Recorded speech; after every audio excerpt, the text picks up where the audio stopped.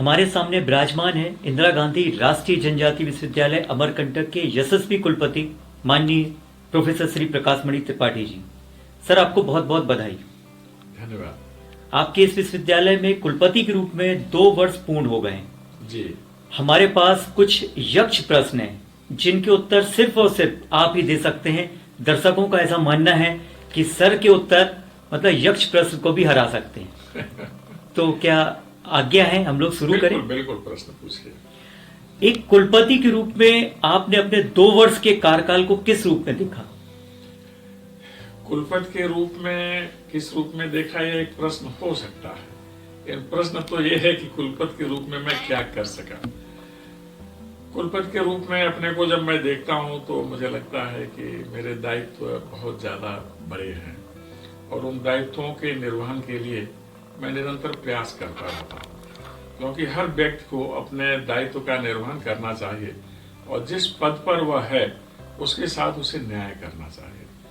कुलपति के रूप में मुझसे हमारे विश्वविद्यालय परिवार को बहुत सारी अपेक्षाएं हैं, समाज को बहुत सारी अपेक्षाएं, व्यवस्था को हमसे बहुत सारी अपेक्षाएं हैं और मैं स्वयं अपने से अपेक्षा रखता हूं। वस्तुतः मैं अपनी प्रतिस्पर्धा अपने आप से ही करता हूं कि आज मैंने इतना किया और मैं कर सकता था, इसलिए कल मुझे और भी अधिक करना है। जहां तक 2 वर्ष के कार्यकाल का प्रश्न है तो इंदिरा गांधी राष्ट्रीय जनजाति विश्वविद्यालय इस देश का बहुत महत्वपूर्ण विश्वविद्यालय है। अंतरराष्ट्रीय स्तर पर इसकी बहुत महत्ता है, क्योंकि यह जिस क्षेत्र में अवस्थित है उसे जनजातीय अंचल कहते हैं, रीवाखंड कहते हैं, जहां मां नर्मदा का प्रसाद और उनकी कृपा निरंतर प्रवाहित होती रहती है। तो ऐसे क्षेत्र में होना तो निश्चित रूप से पूर्व जन्मों का पुण्य मैं कह सकता हूं और इस पुण्य क्षेत्र में आकर के विद्या के मंदिर में अपने दायित्वों का निर्वहन कर रहा हूं। दायित्व यह है कि अध्ययन, अध्यापन और अनुसंधान तीनों क्षेत्रों में हमारे विश्वविद्यालय का नाम दुनिया के शीर्षस्थ विश्वविद्यालय के रूप में हो। यह मेरा सौभाग्य है कि मुझे जो शिक्षक मिले, जो कर्मचारी मिले, जो अधिकारी मिले, जो विद्यार्थी मिले, वो बहुत अच्छे हैं। सब में विशिष्ट गुण हैं और सब यथासंभव अपने गुणों का प्रयोग भी करते हैं, प्रदर्शन भी करते हैं और इस कारण इस विश्वविद्यालय का परिवेश शांत है और शांत परिवेश में ही अध्ययन की महत्ता, उपादेयता सिद्ध होती है। इन 2 वर्षों में मैंने देखा है कि हमारे शिक्षकों ने बहुत महत्वपूर्ण कार्य किए, बहुत महत्वपूर्ण पेपर इनके प्रकाशित हुए, शोध कार्य हुए, विद्यार्थियों ने बहुत उत्तम कोटि का शोध कार्य किया है जिसे मैं देखता हूँ। प्रयोगशालाओं में निरंतर प्रयोग हो रहे हैं। मैंने देखा है, कोशिश किया है, पाया भी है कि इस व्यवस्था में हमारे विश्वविद्यालय में समरसता का भाव निरंतर बना रहे। यह मुझे दिखता है, चाहे मेरे गार्ड हों या हाउसकीपिंग में लगे हुए लोग हैं अथवा जो विश्वविद्यालय में निर्माण कार्य चल रहे हैं उसमें काम करने वाले जो भी लोग हैं, सब बहुत अच्छे लगते हैं। तो इन 2 वर्षों में मैंने अपने उम्र का 2 वर्ष पूरा कर लिया है। आगे और भी यात्रा करनी है। ये 2 वर्ष एक पड़ाव के रूप में है। हर पड़ाव आगे जाने के लिए कुछ संदेश देता है, कुछ संकेत करता है। मैं उसी को लेकर चल रहा हूँ। इस देश में नई राष्ट्रीय शिक्षा नीति लागू हो गई है और इस शिक्षा नीति के माध्यम से भारत को दुनिया का महानतम राष्ट्र बनाना है। यह हम सभी का संकल्प है। कुलपति के रूप में मैं उस संकल्प को पूरा करने की कोशिश कर रहा हूँ। एक कुलपति के रूप में आपने कोविड-19 जैसी महामारी के दौर में इस विश्वविद्यालय की कमाल संभाली जी। ऐसे में क्या आप अपने अनुभव हमारे दर्शकों के बीच साझा करेंगे? बिल्कुल साझा करेंगे। जिस समय कोविड का दौर आरंभ हुआ उस समय पूरी दुनिया में संशय का माहौल फैल गया। कोई आने वाला व्यक्ति पूर्णतः स्वस्थ है, पूर्णतः सुरक्षित है, यह सहज भाव से माना नहीं जा सकता था। हर व्यक्ति संशय के दायरे में आ गया कि कहीं उसके पास कोरोना रूपी अदृश्य विषाणु तो नहीं है। लेकिन इसमें मैंने देखा कि लोगों के पास मनोबल है और मनोबल से किसी भी व्याधि पर विजय पाई जा सकती है। कोरोना काल में मेरा पहला काम था कि लोगों के मन से संशय दूर करना, कि अगर कोई व्याधिग्रस्त भी है तो उसके निदान के उपाय हैं। मैं जिस क्षेत्र में हूँ यह प्राकृतिक संपदा का क्षेत्र है और प्रकृति का वरदान है। इस क्षेत्र पर वनौषधियां प्रचुर मात्रा में हैं। पहली बार देखा गया कि वनौषधियों के माध्यम से, योग के माध्यम से, परंपरागत औषध विज्ञान के माध्यम से अदृश्य विषाणुओं को पराजित किया जा सकता है, पराभूत किया जा सकता है और उनके निर्मूलन का उपाय किया जा सकता है। इस कोरोना काल में मैंने सबको प्रेरित किया, प्रोत्साहित किया। जो पास में थे उनके पास रहकर, जो दूर थे उनसे संवाद करके, टेलीफोन से अथवा डिजिटल माध्यम से। आप लोगों ने देखा होगा कि हमारे विश्वविद्यालय में कोरोना काल में बहुत ज्यादा वेबिनार हुए और इस हर वेबिनार में एक संकेत होता था, एक संदेश होता था, एक सुझाव होता था कि आप इस कोरोना से घबराएं नहीं, आपके अंदर क्षमता है। भारत सरकार उसके निवारण के लिए, कोरोना के उन्मूलन के लिए निरंतर प्रयास कर रही है। ऐसे में हमें स्वच्छ और स्वस्थ रहना है।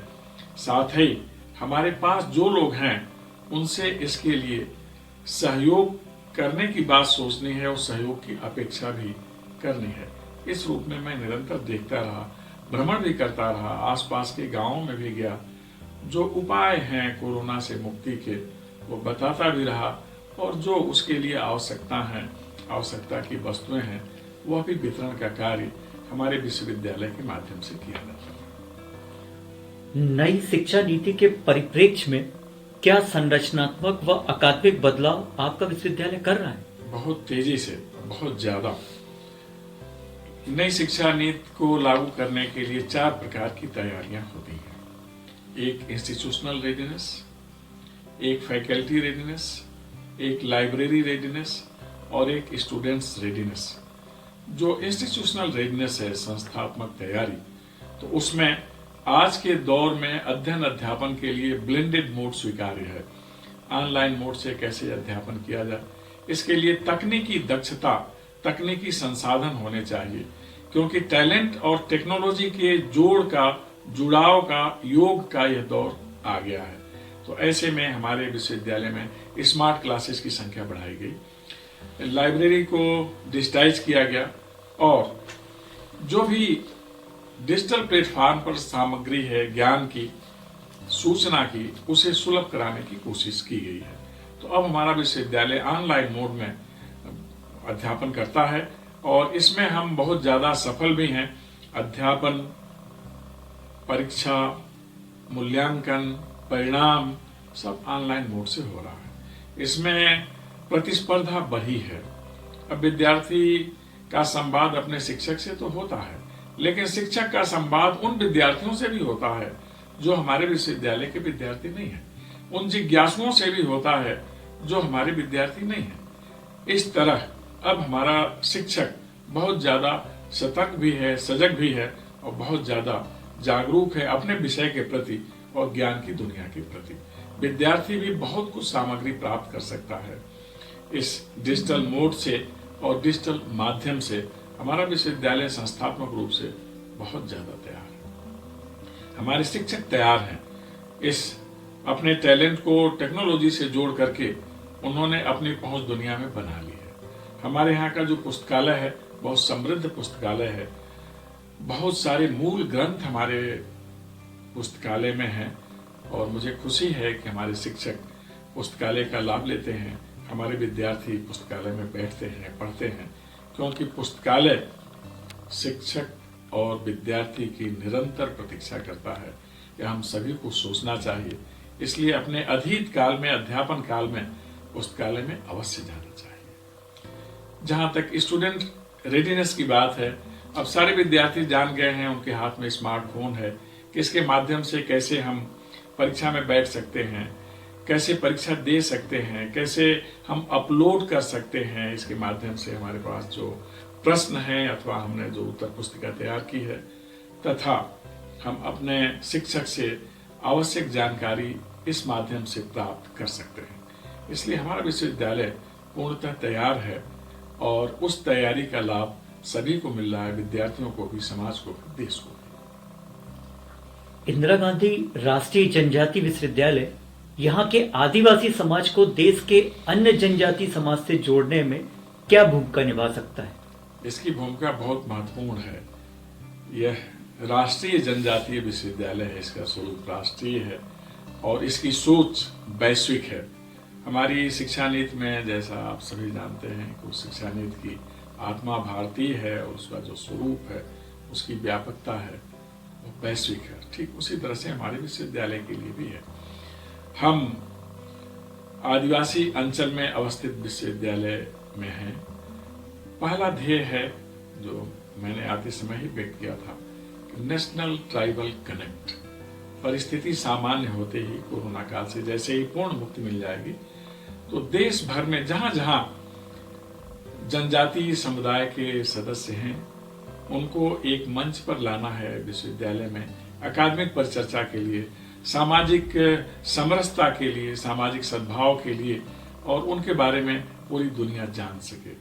द्वितीय चरण में हमें इंटरनेशनल ट्राइबल कनेक्ट करना है कि दुनिया के जिन देशों में आदिवासी समुदाय हैं, उनके कम से कम 2-2 प्रतिनिधियों को इस विश्वविद्यालय में बुलाना है और यहाँ अंतरराष्ट्रीय जनजातीय समागम की व्यवस्था रखनी है, ताकि उनके पास जो अद्भुत ज्ञान है, कला है, संस्कृति है, कौशल है, उसकी जानकारी बृहत्तर समुदाय को मिले और यह अपना जनजातीय समुदाय भी, जिसे हम विकास की अधुनातन पद्धति कहते हैं, उससे संबद्ध हो जाए। अर्थात पुरातनता का आधुनिकता से समन्वय का हमारा विश्वविद्यालय मंच बनेगा। आगामी वर्षों में आपका विश्वविद्यालय किन कार्यों के लिए और किस तरह आप उसमें प्राथमिकता देंगे कि इस विश्वविद्यालय वो कार्य हो? देखिए, माननीय प्रधानमंत्री जी ने बहुधा कहा है, be vocal for the local and make the local global. Skill development, reskill, up skill. हमारा विश्वविद्यालय इस क्षेत्र में बहुत महत्वपूर्ण काम करने वाला है। हम अरण्य क्षेत्र में अवस्थित हैं, इसलिए प्राकृतिक संरक्षण के लिए, प्रकृति के संरक्षण के लिए हमें बहुत कुछ करना है। जो वनोपज हैं, उनका हम कैसे पूरे समुदाय को, पूरे देश को, पूरी मानवता को लाभ दे सकें, इस पर हमें विचार करना है। हमें इस देश को प्लास्टिक मुक्त बनाना है। उसके लिए वनोपज हमारे पास है, पत्र से पात्र बना लेना। हमारे पास वैकल्पिक अन्न भी है, कंद, इस पर हमें काम करना है। तो ये प्रमुख कारण हैं जिनकी ओर हमारा ध्यान है, अनुसंधान के क्षेत्र में भी, उपयोग के क्षेत्र में भी। यहाँ जो वनोपज है, उससे हम वैकल्पिक ऊर्जा के बारे में भी विचार कर सकते हैं। वनोपज से हम कैसी वैकल्पिक ऊर्जा बनाएं, जो पत्तियां गिरती हैं अथवा जो टहनियां टूट के गिरती हैं, उनको कैसे हम रिसाइकिल करें, कैसे हम उनके माध्यम से ऊर्जा का भी एक स्रोत बनाएं। नदियां निकलती हैं, पहाड़ से नीचे जाती हैं, कैसे छोटे छोटे बंधे बना करके हम जल ऊर्जा बना सकते हैं, विद्युत उत्पन्न कर सकते हैं, इस पर भी काम हो सकता है। तो हमारे यहाँ पर्यावरण संरक्षण के लिए बहुत महत्वपूर्ण कार्य होना है। कैसे नदियां शुद्ध रहें, कैसे यह जंगल जैसे हरा भरा है, अस्थायी रूप से हरा भरा रहे। यहाँ बांस है, यहाँ चिरौंजी है, यहाँ साल का वृक्ष है, यहाँ गुलाब रस नाम का एक फल है, जिसे खाने पर गुलाब का सुगंध मुंह में आ जाता है। यहाँ गुल बकावली है, जिसका सुगंध बहुत अधिक है, दुनिया का सर्वाधिक महत्वपूर्ण सुगंधित पुष्प है। ऐसे बहुत कुछ इस क्षेत्र में है। तो इसके संरक्षण के लिए, संवर्धन के लिए हमें काम करना है। हमें यह भी काम करना है, हमारे यहाँ जो जनजातीय समुदाय है, इनके पास अलौकिक ज्ञान है। एक समुदाय हमारा अगरिया समुदाय है, वह धरती पर हाथ फेर कर जान जाते हैं कि इस मिट्टी के नीचे खनिज पदार्थ है, उनके इस ज्ञान को बढ़ाना है। बैगा समुदाय है, इनके पास चिकित्सा शास्त्र का अद्भुत ज्ञान है, उस ज्ञान को समाज के सामने लाना है और इस देश को निरोग बनाने में जो लोग भी बीमार हैं, उन्हें कैसे स्वस्थ कर दिया जाए, इस पर काम हो सकता है। आयुर्वेद, होम्योपैथ, एलोपैथ के साथ ही साथ ये जो वैदिकी है इस क्षेत्र में, व्याधियों को पहचानने और पत्तियों से, वनस्पतियों से निराकरण की विधा, उसे आगे ले चलना, इस पर काम करना है। बहुत सारे क्षेत्र हैं इस क्षेत्र में। कृषि कर्म भी बहुत अच्छा है। इनोवेशन हो सकता है, कैसे हम यहाँ स्किल डेवलपमेंट करें और यहाँ आसपास जो गांव हैं उन्हें हम आत्मनिर्भर बनाने के लिए प्रयास करें। यह हमारे विश्वविद्यालय में इस क्षेत्र में काम हो रहा है, अनुसंधान हो रहा है और हम इसे आगे बढ़ाने वाले हैं। जी, पर्यावरण के बारे में आपने बताया, तो एक प्रश्न ये है कि अमरकंटक क्षेत्र भारत के प्रमुख तीर्थ स्थलों में शामिल है। जी, ऐसे में इस क्षेत्र की पवित्रता तथा पर्यावरण को बचाने के लिए आपका विश्वविद्यालय किस प्रकार के और कैसे योगदान दे रहा है? देखिए, यह पुण्य क्षेत्र है जहाँ माँ नर्मदा का अविरल प्रवाह है। यहाँ जोहिला नदी है, अरंडी है, सोन नदी है, सभी प्रवाहित होते हैं।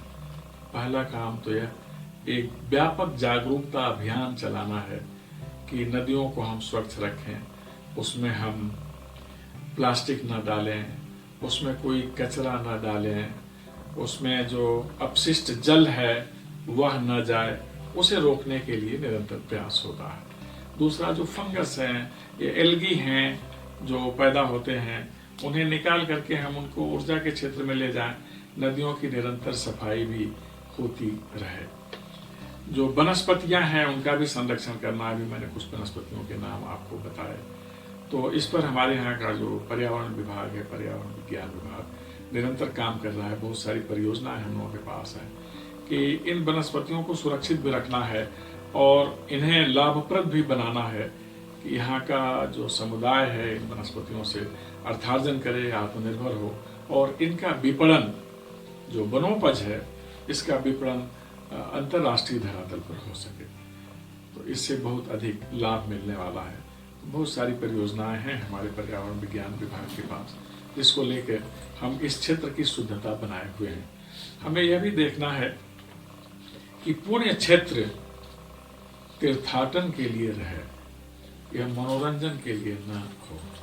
तो इस पर भी देखना है। यह हम लोगों का सौभाग्य है कि अमरकंटक केवल और केवल तीर्थयात्री आते हैं जिनकी आस्था है मां नर्मदा के दर्शन में। इसलिए अभी तक यह सामयिक विकृतियों से मुक्त क्षेत्र है और यह पुण्य क्षेत्र हमेशा बना रहेगा, ऐसा मेरा दृढ़ विश्वास है। आपके विश्वविद्यालय में कई विषय हैं और कई विशेषज्ञ भी हैं, तो इस क्षेत्र के विकास के लिए क्या वो किसी तरह की भूमिका निभा रहे हैं? बिल्कुल, हर विभाग अपनी अपनी भूमिका इस क्षेत्र के विकास के लिए निभा रहा है। इस विश्वविद्यालय में जितने विषय हैं, सब में यह ध्यान रखा गया है कि जनजातीय समुदाय और क्षेत्र से संबंधित अध्ययन भी किया जाए और यह अध्ययन केवल पाठ्यक्रमों में समाहित होकर रह जाए, ऐसा नहीं। इसका लाभ इस अंचल को मिले, इस समुदाय को मिले, यह हमारा ध्येय है। इसलिए प्रत्येक विभाग उस दिशा में काम कर रहा है। जैसे एक क्षेत्र में एक बीमारी है सिकल सेल एनीमिया, उसका निवारण कैसे हो, इसके लिए बायोटेक्नोलॉजी डिपार्टमेंट में रिसर्च हो रहा है, किट भी बना है जांच का। वो बहुत महत्वपूर्ण काम इस क्षेत्र में हुआ है। हमारे यहाँ कृषि विज्ञान केंद्र है। इस क्षेत्र में कृषि उपज बढ़े, उन्नत बीज मिले, इस क्षेत्र के लोगों को प्रशिक्षण दिया जाए, इस पर काम हो रहा है। कंप्यूटर विभाग में मैथी परियोजना चल रही है, उसके माध्यम से भी किसानों को बहुत सारी महत्वपूर्ण जानकारियां दी जाती हैं। भौतिक विज्ञान में, वनस्पति विज्ञान में, प्राणी विज्ञान में बहुत सारे कार्य हो रहे हैं। प्राणी विज्ञान में यह भी देखा जा रहा है कि इस क्षेत्र में जो जीव जंतु हैं वह सुरक्षित रहें, संरक्षित रहें। ये सारे कार्य हमारे विश्वविद्यालय में हो रहे हैं। हमारे यहाँ समाज विज्ञान विभाग, समाज कार्य विभाग इस क्षेत्र में सामाजिकता का अध्ययन करता है। अद्भुत सामाजिकता है, अद्भुत समरसता है। इसका पूरा विस्तार हो देश में, दुनिया में, तो मानवता के लिए बहुत महत्वपूर्ण कदम होगा। राजनीति विज्ञान है, इतिहास विभाग है, सभी अपने अपने तरीके से इस क्षेत्र के उन्नयन के लिए काम कर रहे हैं। यद्यपि अकादमिक कार्य है, इसका लाभ केवल इस क्षेत्र को ही नहीं मिलना है, पूरे भारत को मिलना है और पूरी मानवता के लिए अर्थात पूरे विश्व के लिए जो यहाँ अध्यापन और अनुसंधान के निष्कर्ष हैं वो सबके पास जाने हैं। हमारा ध्येय है फ्रॉम लैब टू लैंड, कि जो प्रयोगशाला में कार्य हो रहे हैं उसे हम धरातल पर लाएं, और इसमें हम लोग सफल हैं और निरंतर लगे हुए हैं। आपका विश्वविद्यालय अन्य संस्थानों, देश विदेश के संस्थानों के साथ मिलकर कार्य कर रहा है जो शोध परक है। ये किस तरह से संभव हो सका और इसका क्या लाभ होगा? देखिए, हमारे विश्वविद्यालय का इस देश की और विश्व के अनेक संस्थाओं के साथ MOU हुआ है। व्यक्तिगत रूप से हम बहुत कुछ करते हैं, लेकिन जब सामूहिक रूप से उद्यमशीलता होती है, उद्यम किया जाता है, तो निष्कर्ष और भी व्यापक हो जाते हैं। ज्वाइंट एफर्ट आपने सुना होगा, संयुक्त उद्यम या प्रयास। हमारे यहाँ बहुत सारे अनुसंधान के कार्य हो रहे हैं, और जब अन्य विश्वविद्यालयों के साथ, अन्य संस्थाओं के साथ हम करते हैं तो इसकी व्याप्ति बढ़ जाती है, इसमें और नए आयाम जुड़ जाते हैं, तो इसका लाभ मिलता है संबंधित संस्था को भी, यहाँ को भी, और पूरे देश और समाज को भी, जिसे हम वैश्विक समाज कहते हैं। तो इसका बहुत ज़्यादा लाभ होना है, और हम इस दिशा में निरंतर सचेष्ट हैं।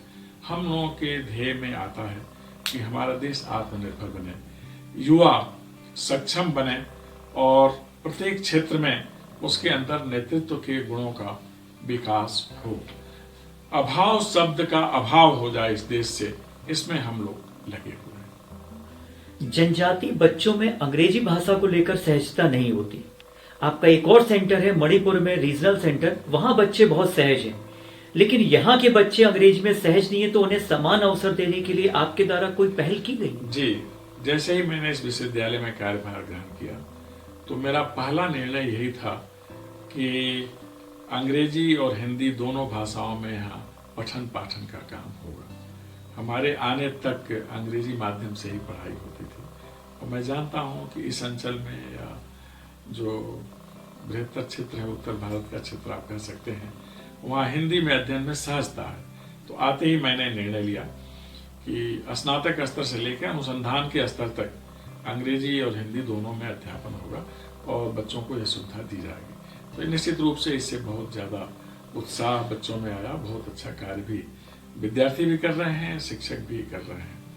नई शिक्षा नीति में इस पर बहुत ज़्यादा बल है कि हम अपनी भाषा को ज़्यादा महत्व दें, क्योंकि हमारी सोच हमारी ही भाषा में विकसित होती है। इसलिए हम सभी को ध्यान रखना चाहिए, और अपनी भाषा के प्रयोग से अपने को गौरवान्वित समझना चाहिए। अपनी बोली, अपना भेष, अपना आहार, ये सब कुछ बहुत मायने रखता है। तो इसलिए मैंने यहाँ हिंदी में एक वातावरण बने, इसका मैंने काम किया है, और सभी लोग इससे प्रसन्न भी हैं, संतुष्ट भी हैं, उत्साहित भी हैं। जैसा कि है हमारा देश भारतीय चिंतन से ओतप्रोत है, तो भारतीय चिंतन, शोध परंपरा, हमारे देश के दर्शन, इसके अनुरूप भी कोई पाठ्यक्रम जोड़े गए हैं? जी, हमारे यहाँ अभी हमारे विश्वविद्यालय में संस्कृत विषय की पढ़ाई नहीं होती थी। इस सत्र से मैंने संस्कृत विषय की पढ़ाई आरंभ कर दी है। हमारे यहाँ जो आर्ष ग्रंथ हैं संस्कृत में हैं, हमारी जो परंपरागत पद्धतियाँ हैं, परंपरागत ज्ञान है, बोध परंपरा है, शोध परंपरा है, वो संस्कृत में है। तो एक तो कार्य हुआ है कि संस्कृत में अध्ययन अध्यापन होगा। भारतीय दर्शन के बारे में, पाश्चात्य दर्शन के बारे में अध्ययन अध्यापन के लिए पहले से दर्शन शास्त्र विभाग है। अब हम वैदिक विज्ञान की भी पढ़ाई शुरू करने वाले हैं। तो इससे जो वैदिक व्यवस्था रही है हमारी, जो वैदिक ज्ञान है, औपनिषदिक ज्ञान है, पौराणिक ज्ञान है, आरण्यक ज्ञान है, सबकी जानकारी मिलेगी। क्योंकि हिंदुस्तान में तो ज्ञान का अथाह सागर है।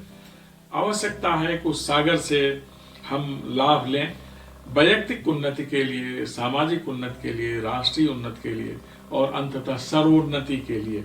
इस पर हम लोग काम कर रहे हैं। ये तो बात हुई आपके कुलपति के रूप में, विश्वविद्यालय के रूप में, शिक्षा जगत के बारे में। अब कुछ अगर आपकी आज्ञा हो तो व्यक्तिगत प्रश्न पूछ लीजिए।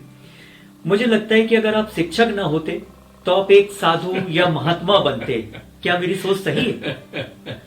हर व्यक्ति की अपनी अपनी सोच होती है, और ये सौभाग्य है कि मैं शिक्षक हूँ, क्योंकि यही एक आजीविका का साधन ऐसा है जिससे सबको अपेक्षा होती है, और यही एक आजीविका का माध्यम ऐसा है कि जो शिक्षक है उसकी इच्छा होती है कि उसका विद्यार्थी उससे आगे निकल जाए। और कोई ऐसा क्षेत्र नहीं है जहां अपने से किसी को आगे बढ़ते हुए देखना चाहे, केवल शिक्षक ही ऐसा देखता है। इसलिए शिक्षक का स्थान माता पिता से भी आगे हो जाता है। तो ये सौभाग्य है कि मेरी आजीविका का माध्यम शिक्षकत्व है। शिक्षक नहीं होता तो क्या होता? मुझे लगता है कि मैं केवल शिक्षक ही होता, इसीलिए मैं आ गया, शिक्षक बन गया। हाँ, अगर एक चलिए काल्पनिक प्रश्न है, हाइपोथेटिकल क्वेश्चन जैसे का, शिक्षक नहीं होता तो क्या मैं साधु महात्मा? हर व्यक्ति के अंदर एक साधु है। साधुता एक प्रवृत्ति है और कोई भी व्यक्ति साधु हो सकता है जिसके अंदर सकारात्मक भाव है, जिसके विचारों में व्यवहार में शुचिता है, जिसके अंदर सत्यनिष्ठा है, वह साधु है। सज्जन होना बहुत बड़ा सद्गुण है। हर व्यक्ति में यह सद्गुण है। कोई ज्यादा इसका प्रदर्शन करता है, कोई कम प्रदर्शन करता है। आमतौर पर हम लोग मानते हैं कि साधु वह है जो बैरागी हो जाता है, घर से बाहर चला जाता है। साधु होते हैं ऐसे। साधु की तो एक मान्यता ही है हमारे यहाँ। साधु चलता भला, पानी बहता भला। साधु वह अच्छा होता है जो एक स्थान पर केंद्रित ना हो। जल वह अच्छा होता है जिसमें प्रवाह हो, जैसे नदियों का जल। तो साधुता संचरणशीलता का एक नाम है कि हम जब संचरित होते रहते हैं, चलते रहते हैं, तो हमारी साधुता जागृत होती है। जब हम एक क्षेत्र में ठहर करके काम करते हैं तो हमारा गृहस्थ दिखता है। वस्तुतः साधु भी एक प्रकार का गृहस्थ है। वो औरों के कल्याण की बात सोचता है। गृहस्थ भी एक प्रकार का साधु है। वह सबके उन्नयन के बारे में सोचता है। जहां तक साधु होना, स्वामी होना, बाहर जाके रह जाने का प्रश्न है, तो मैं कह सकता हूं कि मेरे मन में पहाड़ पर जाने और रुकने की लालसा हमेशा से रही है। हमेशा यह भाव रहा है कि हमारे ऋषि मनीषी कैसे रहते होंगे, तपस्वी कैसे रहते होंगे। वह जीवन 1 घंटे के लिए जी लें तो शायद उनके भावभूमि पर हम उतर सकें। यह भाव मेरे मन में रहता है। लेकिन ऐसा नहीं कि इसका कोई संकल्प रहा हो कि मैं क्षेत्र त्याग करूं, परिवार त्याग करूं। यह भाव मेरे मन में नहीं है, क्योंकि जहां भी जाऊंगा वहां एक परिवार होगा। वहां साधु का परिवार होगा, वहां जो आसपास जीवधारी हैं उनका एक परिवार होगा। तो हम परिवार में रहते हैं। साधु का अर्थ परिवार से ऊपर उठ जाना नहीं है, पारिवारिक दायित्वों से ऊपर उठ जाना है। एक मैं कह सकता हूँ साधु होना, अच्छे विचार रखना, हर व्यक्ति साधु है। आवश्यकता यही है कि उसके जो शुभ विचार हैं वही कर्म में ढल जाए तो पूरी दुनिया का कल्याण हो जाए। सभी कहते हैं कि आपको क्रोध नहीं आता, तो मैं ये पूछता हूँ आपको क्रोध क्यों नहीं आता? और यदि क्रोध, किसी को क्रोध आ जाए तो वो शांत कैसे करेगा? ये समझ पाना थोड़ा जटिल होता है कि किसे क्रोध आता है, किसे नहीं आता है। मेरी कोशिश होती है कि मुझे क्रोध ना आए, क्योंकि कदाचित मेरे द्वारा भी मनुष्य हूं, क्रोध हुआ होगा। लेकिन जब भी कभी मैंने क्रोध किया है तो उस क्रोध से ज्यादा मुझे पश्चाताप हुआ है। एक पल के लिए भी अगर मेरे मन में क्रोध का भाव आया तो कई घंटे तक मैं पश्चाताप की आग में चलता रहा। तो मैंने संकल्प लिया कि क्रोध से हम बचे, क्योंकि क्रोध होते ही विवेक पीछे चला जाता है, और जैसे ही विवेक पीछे जाता है तो उचित अनुचित का भाव समाप्त हो जाता है, और क्रोध में उचित तो नहीं होता है। इसलिए क्रोध से बचना चाहिए। मुझे लगता है कि अगर मैं क्रोध करूं या मुझसे क्रोध हो जाए तो इससे कोई पीड़ित हो जाएगा, और पीड़ा से बढ़कर कोई पाप कर्म है नहीं पीड़ा देने से। तो इसलिए मैं क्रोध से बचता हूं। यथासंभव मेरा प्रयास होता है। यह ईश्वर की कृपा है कि जो क्रोध की ग्रंथि है वो बहुत सक्रिय मेरे अंदर नहीं हो पाती। ये ईश्वर की कृपा हो सकती है, मैं और कुछ नहीं कर सकता इसके बारे में। लेकिन प्रशासनिक दायित्व के निर्वहन में कभी कभी मुझे कठोर होने की जरूरत पड़ती है। लेकिन यह कठोरता मेरे क्रोध का विषय नहीं होता या मेरे क्रोध का प्रतिबिंबन नहीं होता। वह सिर्फ इतने तक होता है कि नियम का पालन किया जाए, क्योंकि जब नियम टूटता है तो बहुत कुछ टूट जाता है। इसलिए मैं उसके लिए थोड़ा कभी कभी मैं कठोर होता लेकिन यह कठोरता मेरा क्रोध नहीं है। मैं किसी पर क्रोध नहीं करता। मुझे पशु पक्षियों से लगाव है, वृक्षों से लगाव है, वनस्पतियों से लगाव है। तो अगर इससे इतना लगाव है तो मनुष्यों से कितना लगाव होगा, आप इसका अनुमान कर सकते हैं। इसलिए मैं क्रोध से बचता हूँ। हाँ, अगर किसी को क्रोध आ जाए तो उसके लिए कुछ उपाय है कि पहले तो जिससे वो क्रोधित हुआ कोशिश करे कि उस स्थान से हट जाए। दूसरा, उसे कोशिश करना चाहिए कि अपने विचार में कोई विषय ला दे। तत्काल सोचे कि कौन सी फिल्म मैंने देखा जो अच्छी रही होगी, मनोरंजन का कौन सा विषय है, या मनुष्यों का कुछ विचित्र स्वभाव है। हम लोग दो लोग चलते रहे, तीसरा गिर जाए तो उठाते हैं और पीछे हंस भी लेते हैं कि कैसे गिरा हो। तो इस तरह के कुछ प्रसंग याद कर लें, बाल्यावस्था याद कर लें, मतलब ध्यान भटक जाए इसके लिए कोशिश करनी चाहिए। और दूसरा, जिससे क्रोध हुआ है उसे थोड़ा हटना चाहिए, क्योंकि क्रोध का स्वभाव है जिससे हम क्रोधित होते हैं उसे देखना नहीं चाहते। क्रोध में प्रहार करने का भाव नहीं लाना चाहिए कि हम क्रोधी हो गए तो किसी, जैसे बहुधा परिवार में आप लोग देखते होंगे जब माता या पिता क्रोधित होते हैं तो बच्चों के ऊपर प्रहार होने लगता है। हमेशा हमें ध्यान रखना चाहिए कि बच्चे प्रहार के विषय नहीं है, वे प्यार और पुचकार के विषय होते हैं। हर व्यक्ति के मन में एक बच्चा है। अगर इसी भाव से सबको हम देखें तो शायद हमारा क्रोध तिरोहित हो जाएगा। इसी भाव से देखना भी चाहिए। अच्छा, आपके विश्वविद्यालय का प्रत्येक कर्मचारी, अधिकारी, शिक्षक, यहाँ तक कि छोटे से छोटा कर्मचारी भी, सफाई कर्मी भी आपकी तरफ विश्वास और अपेक्षा से देखता है। यह भी मान सकते हैं कि मेरी पूंजी है और विश्वास पर मैं उनके खरा उतरूं, यह शायद मेरी सबसे बड़ी उपलब्धि होगी। यद्यपि मैं उपलब्धि के लिए कोई काम नहीं करता, ये मेरा दायित्व है, ऐसा मैं करता हूँ क्योंकि मुझे व्यवस्था ने यहाँ भेजा है, परमात्मा ने मुझे भेजा है ना, माँ नर्मदा का मुझे आशीर्वाद मिलना है, इसलिए यहाँ तक आ पाया। इसलिए मेरी कोशिश होती है कि हर व्यक्ति जो उसका ड्यू है, जो उसे वांछित है, जिसके लिए वो योग्य है, पात्र है, उसे अवश्य मिले और समय से मिले। जहाँ तक छोटे से छोटे कर्मचारी की बात है, या हमारे परिसर में जो भी आता है, तो मुझे ये पूरा विश्वास है कि पद से थोड़ा अलग हट करके देखें तो हर व्यक्ति होने के नाते एक जैसा है। इसलिए जो मेरी आवश्यकता होती है एक सामान्य व्यक्ति की भी हो सकती है। इसी ध्येय से मैं सबको देखता हूँ, सबके साथ रहता हूँ, सबके बीच में जाना चाहता हूँ, और शायद इसी कारण हर व्यक्ति मुझसे विश्वास करता है या सबका भरोसा है। लोगों का हमारे ऊपर भरोसा हो, ये तो भाग्य की बात है। उस भरोसे पर मैं खरा उतर जाऊं तो यह मेरे लिए परम सौभाग्य की बात होगी। आपके इस विश्वविद्यालय में 2 वर्ष कुलपति के रूप में पूरे हो गए। इस अवसर पर शिक्षकों, कर्मचारियों, विद्यार्थियों, समाज, आसपास के क्षेत्रों के लिए आपका क्या संदेश होगा? बस यही कि सब अपने दायित्व का सही निर्वहन करें, सभी एक दूसरे के साथ वैसा ही व्यवहार करें जैसा हम अपने साथ औरों से अपेक्षा रखते हैं। हम यह मान के चलें कि हर व्यक्ति में सद्गुण है, हम व्यक्ति के सद्गुणों को ही देखें, दूसरा भाव हमारे मन में नहीं आना चाहिए। सबको परिश्रम करना चाहिए, सबको ध्यान रखना चाहिए। उद्यमेन ही सिद्ध्यन्ति कार्याणिनः मनोरथे नई सुप्तस्य सिंहस्य अप्राविशन्ति मुखेन्द्रियाः। उद्यम से सफलता मिलती है।